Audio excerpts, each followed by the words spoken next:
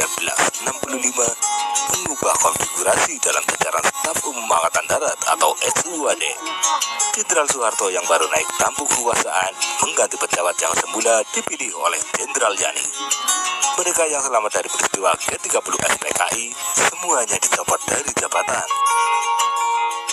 Posisi Maijen Jamin Ginting sebagai asisten 2 digantikan oleh Maijen Sumitro yang semula menjabat Panglima Mula Warman di Kalimantan. Jamin sempat menjadi Inspektur Jenderal Angkatan Darat, namun tak lama. Saya tidak peduli dengan pangkat dan jabatan. Yang paling penting, saya harus mengusir penjajah dari bumi Indonesia, ungkap Jamin Ginting saat menghadapi penurunan pangkatnya, dan dia dikenal sebagai orang tak haus pangkat.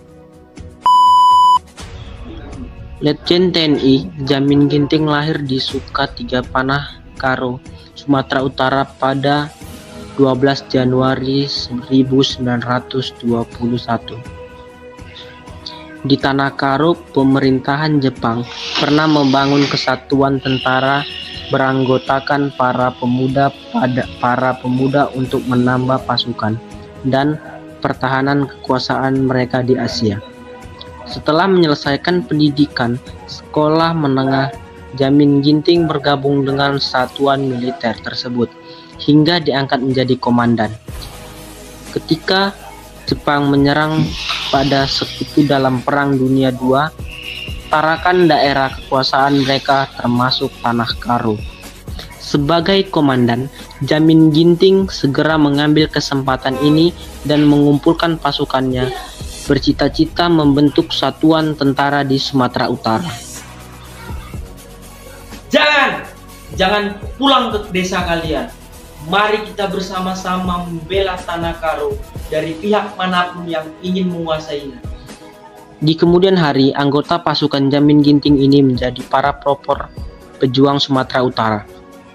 Kapten Bangsi Sembiring, Kapten Slamet Ginting, Kapten Muba Purba, Mayor Rimrim Ginting, Kapten Slamet Ketaran, dan lain-lain adalah cikal bakal Komandan 2 atau Bukit Barisan yang kita kenal sekarang pada saat menjabat sebagai Wakil Komandan Kodam 2 atau Bukit Barisan. Jamin Ginting sempat berselisih paham dengan Kolonel M. Simbolon, komandan saat itu. Berselisih, mereka dipengaruhi situasi politik dan ekonomi yang melanda Indonesia.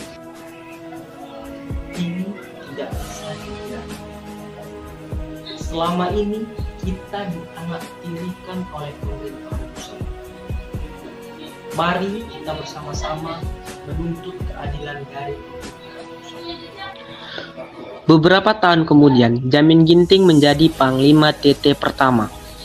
Ketika terjadi pemberontakan di daerah-daerah Nenggolan, di Medan Letkol Infanteri Jamin Ginting melancarkan sebuah operasi yang bernama Operasi Bukit Barisan pada 7 April 1958. Operasi Bukit Barisan ini berhasil mendesak mundur pasukan Nenggolan dan Sintapohon hingga ke Tapanuli. Setelah pernah menjadi staf Kodam 2 atau Bukit Barisan, asisten 2 bagian perang di TNI Jalan Panglima TT pertama Bukit Barisan, Jamin Ginting terus memegang berbagai jabatan, yaitu Panglima Sumatera Utara, Wakil Sekretaris Jenderal Front Nasional dengan pangkat mayor, dan gerakan pembentukan Gakari yang nantinya menjadi Golkar. Selain di bidang politik dan keamanan, Jamin Ginting juga berkarya menulis beberapa buku. Ada sebuah buku olehnya yang berjudul Bukit Kader. Bukit ini mengisahkan perjuangan Jamin Ginting bersama pasukan dalam pertempuran sengit melawan Hindia Belanda di daerah Karo hingga perbatasan Aceh.